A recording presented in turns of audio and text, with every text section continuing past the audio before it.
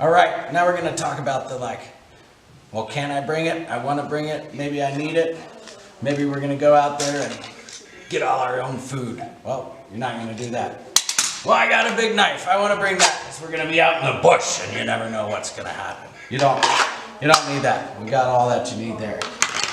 Binoculars, all those big extra bulky things, they add a lot of weight and we're not gonna have time to play with them anyways. So just don't bring them. And if you do, you can ask us when you get here, but we'll probably politely ask you to leave it in your bag. Cell phone, electronics, iPods, they're not gonna work out there. It's too cold for them to work out there. They're gonna break. You can bring them for your travels. You'll just leave them in your bag. Make sure you bring a charger so you can charge it up after your trip.